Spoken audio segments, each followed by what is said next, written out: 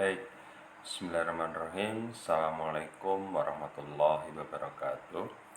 Pada kesempatan ini saya akan mendiskusikan bersama dengan teman-teman mengenai mata kuliah metabolisme pertemuan ke-12, masih lanjutan dari metabolisme protein, yaitu mengenai sintesis dari asam amino untuk produk-produk yang memiliki gugus nitrogen. Jadi output perkuliahannya adalah diharapkan setelah teman-teman mengikuti perkuliahan ini, teman-teman mampu mengetahui dan memahami bagaimana sintesis asam amino menjadi berbagai senyawa yang memiliki atau mengandung gugus nitrogen. Nah, kita coba lihat ya, dari awal metabolisme protein. Jadi dari sini ya, ada dietary protein, kemudian dari sintesis asam amino yang bersifat non esensial, kemudian dari degradasi protein. Nah, tiga aspek itu adalah kondisi di mana sumber asam amino itu muncul atau berasal. Jadi dari diet, kemudian dari diet itu artinya dari konsumsi makanan yang mengandung protein, kemudian didegradasi menjadi asam amino, dipecah menjadi asam amino, masuk ke pool atau kolam yang ada di liver atau di hati. Kemudian asam amino itu juga berasal dari sintesis de novo atau sintesis tubuh kita sendiri yang merupakan asam amino non esensial, kemudian juga berasal dari degradasi protein. Kita sudah pernah mendiskusikan bahwa ada proses turnover, jadi pembentukan, kemudian pemecahan, degradasi, sintesis dari protein yang ada di dalam tubuh kita untuk mempertahankan fungsi fisiologis tubuh.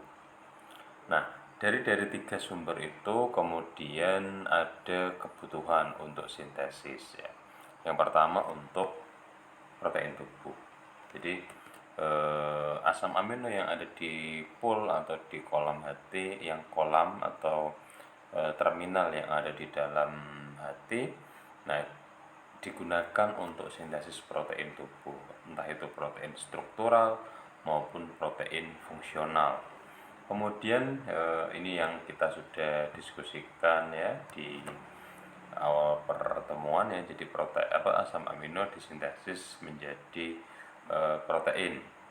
Kemudian asam amino yang bersifat glukogenik, dia akan metabolisme karbon skeleton yang minggu lalu ya kita sudah diskusi bagaimana karbon skeleton itu akan digunakan untuk produksi ATP jika dia mampu digunakan untuk membentuk glukosa atau produk intermediate di dalam siklus asam sitrat, maka disebut sebagai asam amino glukogenik. Kemudian jika tidak bisa atau dia hanya menghasilkan asetoasetat atau asetil CoA, maka dia akan disebut sebagai asam amino ketogenik. Nah, dia akan menghasilkan body keton ya, keton bodies ya, badan keton, kemudian asam lemak dan steroid. Kemudian hasil katabolisme endingnya CO2 dan H2O jika dia diteruskan ke siklus Krebs, kemudian transfer elektron akan menghasilkan produk CO2 dan H2O. Nah, asam amino selain digunakan untuk kepentingan tadi ya, protein tubuh ya, kemudian produksi ATP melalui gluko maupun ketogenik, dia juga mampu digunakan untuk sintesis produk-produk yang bukan merupakan protein tubuh ya, tetapi senyawa-senyawa tertentu yang juga memiliki peranan yang tidak kalah penting di dalam tubuh, yaitu ada porfirin, kemudian kreatin ya, ada neurotransmitter, kemudian purin pirimidin ya, atau basa asam nukleat ya, kemudian produk-produk tertentu yang mengandung nitrogen. Nah, ini yang akan kita diskusikan ya, kecuali purin dan pirimidin, karena di situ nanti mungkin akan banyak didiskusikan di dalam mata kuliah nutrigenomik. Yang pertama adalah sintesis porfirin dan HEM. Nah, kita mungkin teman-teman sudah pernah mendengar ya bahwa ada protein yang ada di hewani ya, yang merupakan sumber zat besi itu dalam bentuk HEM, kemudian yang dalam bentuk nabati itu dalam bentuk non HEM. Sebenarnya apa itu HEM ya? Nah, asam amino adalah prekursor dari banyak senyawa yang mengandung nitrogen termasuk porfirin. Nah, porfirin sendiri merupakan senyawa yang berbentuk itu salah ketik siklik dan dalam kombinasi dengan besi membentuk HEM. Jadi dia tersusun atas senyawa yang berbentuk siklik, kemudian ada Fe-nya. Nah, lokasi biosintesis HEM utama adalah di hati, yang tujuannya adalah mensintesis sejumlah protein HEM. Jadi protein HEM ini digunakan sebagai produksi sitokrom P450. Nah, sitokrom P450 ini merupakan salah satu enzim yang berperan di dalam detoksifikasi atau penetralisir racun atau penangkal radikal bebas yang ada di dalam hati. Jadi dia adalah antioksidan internal yang ada di dalam tubuh kita. Nah, salah satunya dia bahan utama penyusunnya adalah HEM yang terdiri dari porfirin dan ada Fe di dalamnya. Kemudian selain produksi sitokrom yang berperan di dalam proses detoksifikasi, jadi semoga teman-teman masih ingat di fisiologi bahwa hati itu selain digunakan untuk metabolisme karbohidrat, lemak, energi, dia juga berperan sebagai tempat di mana racun itu dinetralisir ya. Toksik ya, atau reduksi toksik itu ada di dalam hati. Nah, lokasi-lokasi yang lain yang ada produksi porfirin dan HEM itu ada di eritrosit ya, adalah produksi eritrosit di sumsum tulang ya, sel darah merah yang mengandung di situ hemoglobin ya. Hemoglobin itu juga merupakan porfirin dan di situ ada Fe di dalamnya, tentunya bersama dengan gugus prostetik yang berupa protein. Nah, ini contoh gambar porfirin ya. Ya, di sini bentuknya ada siklik ya, ada komponen A, kemudian A itu adalah asetat, kemudian P itu adalah propionat. Ini adalah ilustrasi. Nah, ini nanti mungkin kalau teman-teman mendapatkan mata kuliah kimia organik lebih dalam mendalami strukturnya. Nah, intinya di sini porfirin ya terdiri dari senyawa yang membentuk siklik ya. Kemudian dia berikatan dengan Fe membentuk HEM. Nah, kemudian di hati ya, di hati ini atau di liver ya, di liver laju sintesis HEM sangat bervariasi tergantung pada perubahan permintaan HEM protein yang berfluktuasi di dalam tubuh. Jadi tadi di dalam hati ya, di hati kita HEM itu yang disintesis terbanyak adalah dalam bentuk sitokrom P450. Nah, oleh karenanya ya, jadi keberadaan radikal bebas, kemudian keberadaan senyawa yang bersifat toksik di dalam tubuh kita akan meningkatkan laju produksi dari sitokrom P450. Kalau tidak ada radikal bebas di dalam tubuh kita atau produksi radikal bebas dari dalam tubuh itu minimal, atau dari makanan juga tidak ada racun, maka sitokrom P450 itu akan laju produksinya akan diperlambat.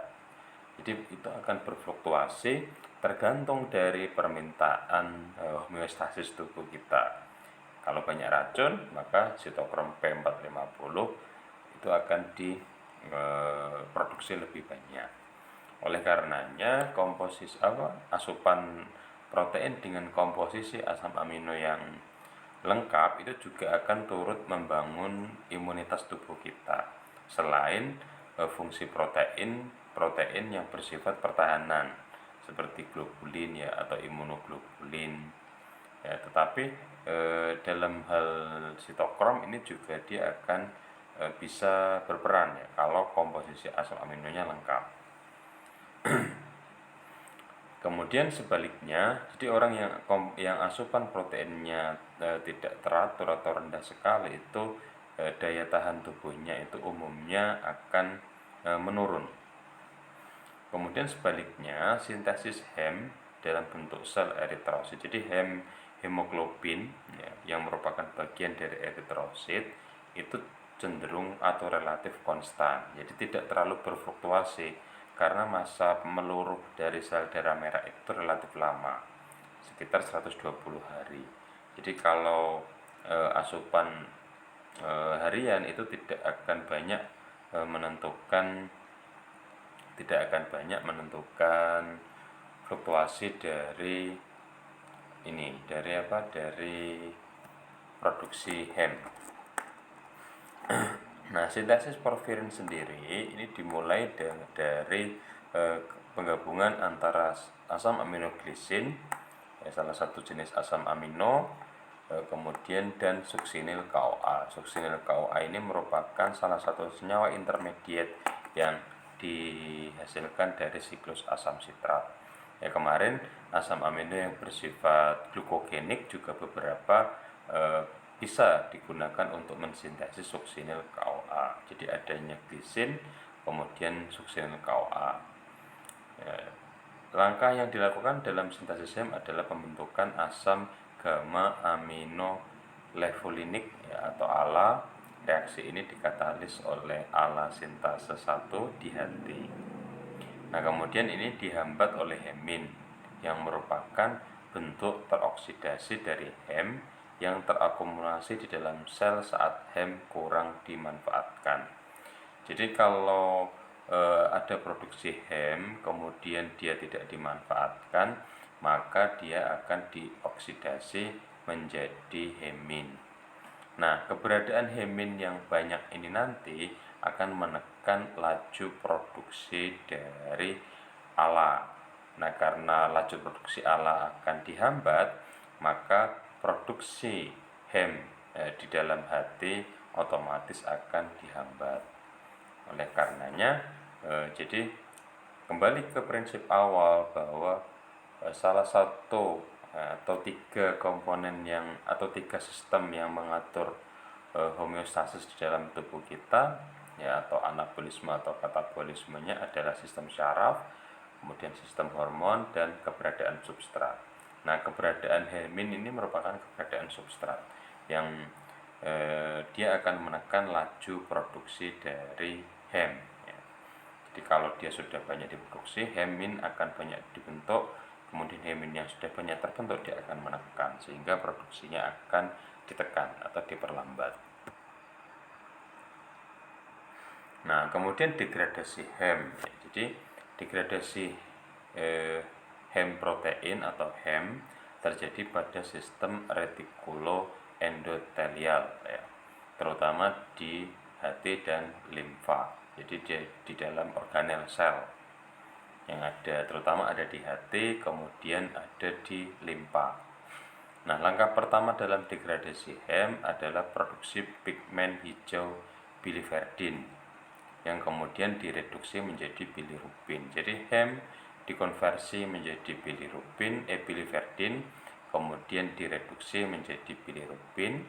Nah, bilirubin yang sudah diproduksi kemudian diangkut ke hati ya, di mana kelarutannya meningkat dengan penambahan 2 molekul asam glukuronat. Jadi tadi ya hem kemudian didegradasi menjadi biliverdin, kemudian biliverdin direduksi menjadi bilirubin, bilirubin dibawa ke hati, kemudian di mana kelarutannya meningkat dengan penambahan di situ ditambahkan 2 molekul asam glukuronat. Bilirubin diglukuronida ya, diangkut ke saluran empedu. Jadi bilirubin yang sudah bergabung dengan asam glukuronat tadi, glukuronat akan diangkut ke saluran empedu. Nah, di mana dia dihidrolisis terlebih dahulu dan direduksi oleh bakteri di dalam usus. Jadi setelah terbentuk tadi bilirubin bilirubin diglukuronida atau bilirubin yang sudah bergabung dengan dua asam glukuronat, kemudian dibawa ke empedu dan dia dihidrolisis terlebih dahulu dan direduksi oleh bakteri. Jadi setelah dibawa ke empedu kemudian disekresikan ke saluran cerna. Nah, kemudian dia direduksi oleh bakteri di dalam usus untuk menghasilkan urobilinogen. Kemudian dioksidasi oleh bakteri usus menjadi sterkobilin. Jadi ini ya. Jadi ini adalah contoh gambar sel darah merah. Pada saat dia akan dilisis atau dihancurkan, maka dia akan dimakan oleh makrofag. Nah, makrofag ini prinsip fisiologisnya seharusnya sudah masuk ya. Jadi kalau mau lisis atau mau dipecah, maka dia akan dimakan oleh makrofag. Makrofag itu salah satu jenis protein yang digunakan untuk lisis ya. Kemudian di dalam sini ya, hem kemudian akan dikonversi menjadi biliverdin yang merupakan senyawa yang berwarna hijau ya. Di sini dia melepaskan Fe-nya dilepas ya, digunakan kembali ya, Fe untuk kebutuhan. Kemudian biliverdin dia akan diubah menjadi bilirubin ya, dia akan direduksi menjadi bilirubin yang tadinya warnanya hijau menjadi kemerahan.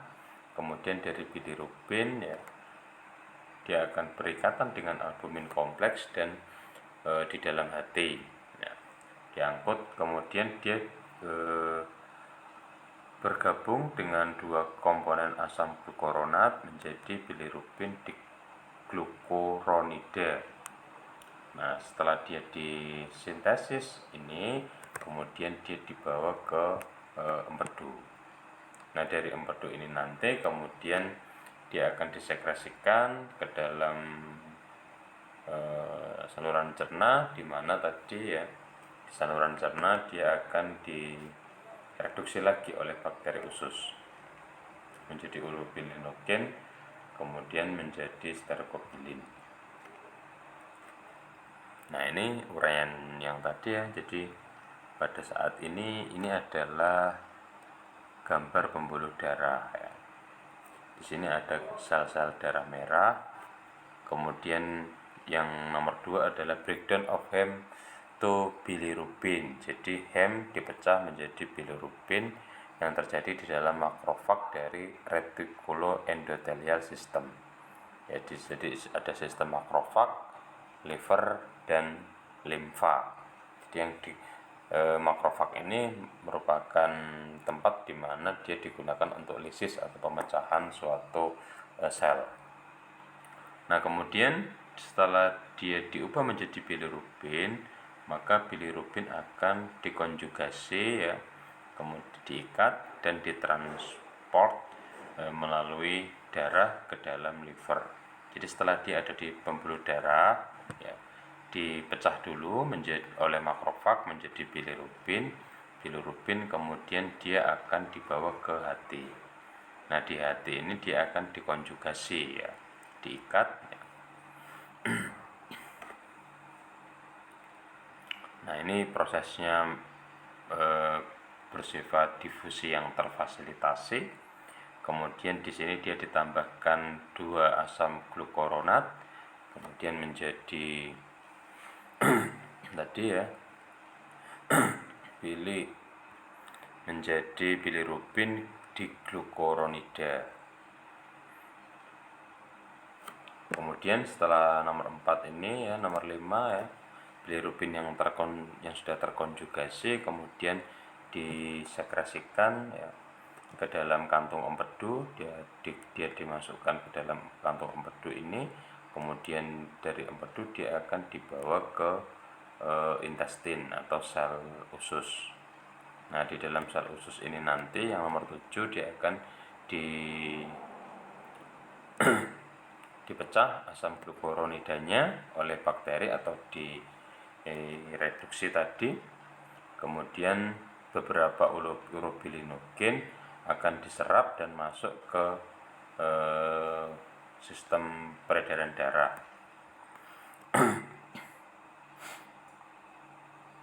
Kemudian beberapa dia akan masuk ke dalam sistem enterohepatik, di mana yang sebagian dia masuk ke pembuluh darah, sebagian dia akan masuk ke sistem enterohepatik. Kemudian yang urobilinogen yang ada di dalam darah akan dibawa ke ginjal dan diekskresikan melalui urin. Jadi dia akan dibuang melalui urin. Jadi satu tadi ya, pembuluh darah, kemudian dimakan oleh makrofag menjadi hem yang ada di pembuluh darah menjadi bilirubin. Bilirubin kemudian dekonjugasi masuk ke dalam hati ya, kemudian di hati dia ditambahkan 2 asam glukuronat tadi menjadi bilirubin diglukuronida. Kemudian dari hati dia akan dibawa ke empedu akan disekresikan ke sel usus. Nah, di sel usus tadi asam glukuronidanya akan dibuang, kemudian urobilinogennya ya yang sudah direduksi tadi, kemudian urobilinogennya akan masuk ke sistem peredaran darah yang dibuang ke urin melalui ginjal. Nah, kemudian dia sebagian akan masuk ke sistem enterohepatik yang bersiklus lagi. Jadi itu merupakan proses degradasi dari HEM ya. Jadi dari sel darah merah sampai ke urin, di mana urin itu bilirubin tadi akan memberikan warna yang urobilinogen ya, bilirubin yang sudah dikonversi menjadi urobilinogen akan memberikan warna ke urin menjadi kekuningan. Nah, ini sintesis HEM ya. Jadi sintesis HEM ini tadi ada glisin, kemudian suksinil KOA, dia menjadi HEM ya di sini. Kemudian kalau di ginjal juga sama. Bedanya yang ada di hati dan di ginjal, hati utamanya yang di hati dan di sumsum tulang ya. Kalau di hati utamanya untuk sitokrom P450 untuk pertahanan di dalam tubuh ya, antioksidan atau detoksifikasi. Sedangkan di sel darah merah di sumsum tulang dia untuk produksi sel darah merah. Di hati ya produksinya fluktuatif, sedangkan di sel darah merah produksinya relatif konstan. Makanya defisiensi Fe atau anemia yang kekurangan hemoglobin itu terjadinya dalam waktu yang lama. Tidak bisa hari 2-3 hari defisiensi kemudian anemia itu tidak. Jadi dalam waktu yang lama, karena dia akan produksinya HEM itu lambat secara konstan sehingga dia akan menjadi anemi. Nah, ini alur tadi ya, alur dari proses degradasi ya. Jadi ada eritrosit, kemudian jadi HEM menjadi bilirubin dalam darah, kemudian menjadi biliverdin, menjadi dia masuk ke hati menjadi bilirubin glukuronida, kemudian masuk sebenarnya di sini masuk ke empedu dulu, kemudian ke intestin menjadi bilirubin dan urobilinogen ini karena aktivitas dari bakteri. Kemudian di sini menjadi sterkobilin dan urobilin. Urobilin ini pada urin, kemudian sterkobilin ini coklat pada feses. Jadi dibuang melalui feses dan ada yang direabsorpsi untuk dibuang melalui ginjal.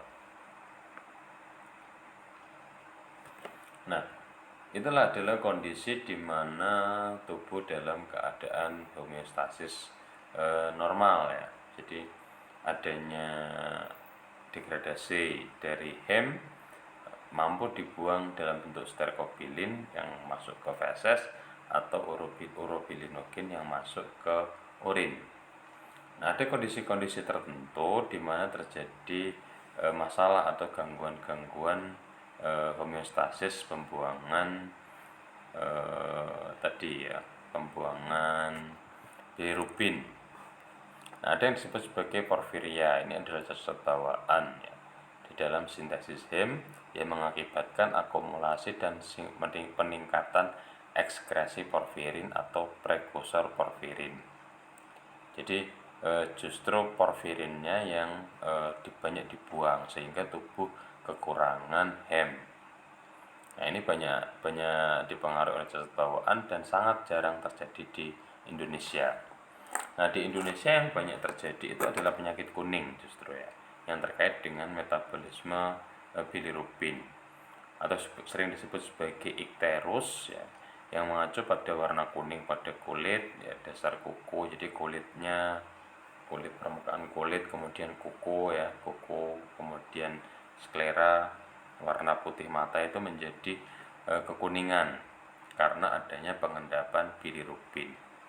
Nah, bilirubin ini yang harusnya tadi dibuang melalui ginjal ya, dalam bentuk urobilinogen atau dalam bentuk sterkobilin yang dibuang melalui feses ya.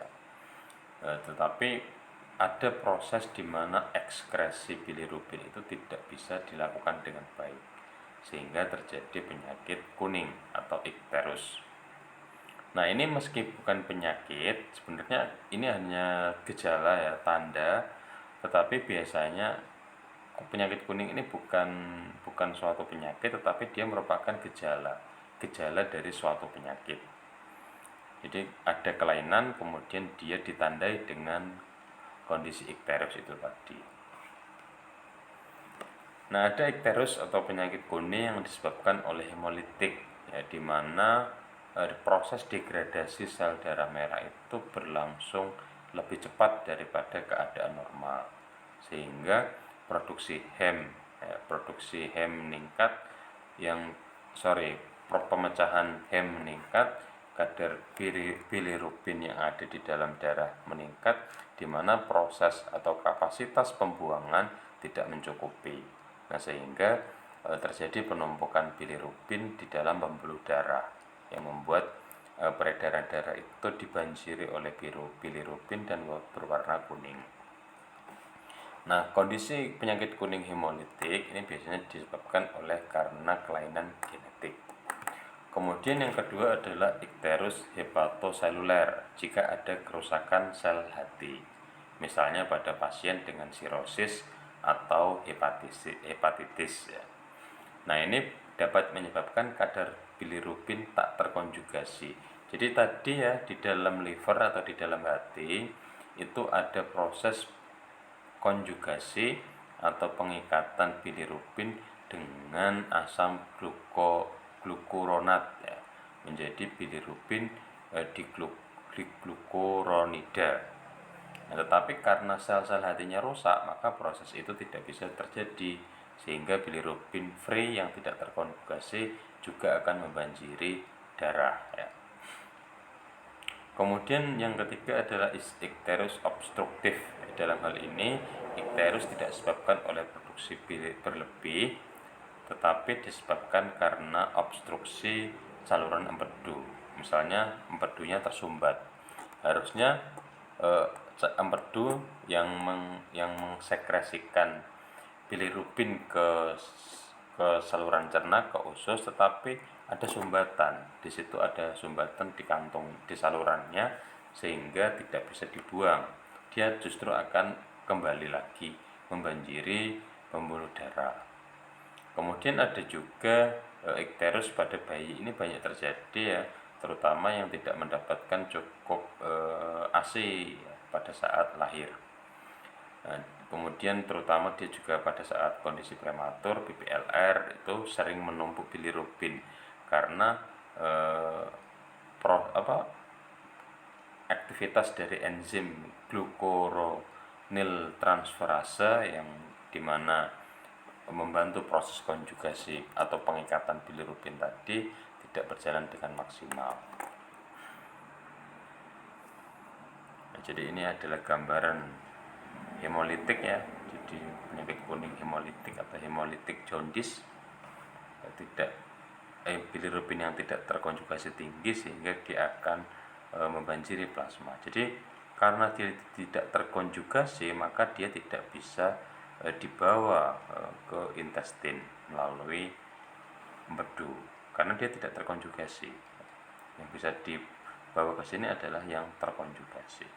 Tidak terkonjugasi maka dia akan balik ke pembuluh darah. Nah, ini yang neonatal jaundice ya, atau kondisi ikterus pada bayi ya, yang BPLR prematur atau asupan ASI dan cairannya rendah sekali. Nah, maka di sini akan sulit terbentuk bilirubin terkonjugasi karena ketiadaan enzim. Ya, enzim ininya rendah sehingga tidak bisa dikonjugasi juga. Yang tidak terkonjugasi tinggi dan dia kembali ke plasma darah. Nah, makanya orang-orang yang mengalami masalah hepatitis, kemudian masalah batuk empedu yang di situ terjadi sumbatan ya, batuk empedu terjadi sumbatan atau sel-sel hatinya mengalami kerusakan, biasanya ditandai dengan adanya kuning ya, kuning. Nah, itu adalah proses degradasi dan sintesis dari HEM. Nah, sebenarnya asam amino juga digunakan untuk sintesis produk-produk lain selain HEM tadi ya. Ada yang pertama adalah katekolamin. Katekolamin itu merupakan kumpulan dari ada beberapa yang masuk dalam golongan katekolamin, yaitu dopamin, norepinefrin, dan epinefrin. Ini atau dia noradrenalin dan adrenalin. Ini merupakan hormon ya, hormon yang disekresikan ya, yang berperan dalam pengaturan. Nah, ini juga disintesis oleh asam amino. Nah, sintesisnya di mana? Karena dia berperan sebagai regulator, maka banyak disintesis di otak ya, dan berfungsi sebagai neurotransmitter. Nah, untuk dopamin. Nah, untuk norepinefrin juga bisa berperan sebagai hormon pengatur. Dia juga disintesis di medula adrenal seperti epinefrin ya. Katekolamin disintesis dari asam amino tirosin. Jadi adanya tirosin ya, yang ada di dalam tubuh ya, kemudian disintesis menjadi epinefrin, dopamin maupun norepinefrin. Ini prosesnya ya. Ada tirosin di sini, kemudian tirosin di sini membentukkan PLP atau pyridoxal fosfat. Pyridoxal fosfat itu merupakan turunan dari pyridoxin atau vitamin B6. Makanya vitamin B6 ini sangat penting di dalam metabolisme protein. Kemudian juga asam amino juga bisa disintesis menjadi histamin. Nah, histamin ini merupakan pembawa pesan kimiawi atau neurotransmitter yang memediasi berbagai respon seluler ya, termasuk reaksi alergi dan inflamasi ya, sekresi asam lambung, dan mungkin transmisi saraf di bagian otak. Jadi histamin ini merupakan pemberi pesan atau pembawa pesan ya, hampir sama dengan neurotransmitter. Dia juga merupakan vasodilator kuat yang membuat pembuluh darah itu akan menjadi relaksasi ya, atau melebar ya, sehingga kalau histamin terlalu tinggi biasanya akan memunculkan reaksi-reaksi alergi. Nah, senyawa ini disekresikan oleh sel mas sebagai akibat adanya alergi ya, alergi atau trauma. Tidak memiliki aplikasi klinis, tapi agen yang mengganggu kerja histamin memiliki aplikasi klinis yang penting. Jadi kalau adanya histamin itu tidak menunjukkan adanya penyimpangan. Tetapi kalau proses sintesis dan proses degradasi dari histamin itu bermasalah, maka dia akan menimbulkan masalah kesehatan. Tapi keberadaan histamin di dalam pembuluh darah itu tidak masalah. Sama beda dengan halnya tadi yang bilirubin kalau terlalu tinggi tadi, dia akan menjadi penanda adanya suatu masalah. Kemudian bentuk nitrogen yang lain yang bisa disintesis oleh asam amino adalah serotonin, ya, disebut juga 5-HT, disimpan dan di beberapa tempat di tubuh, terutama di sel-sel mukosa usus atau dinding usus ya.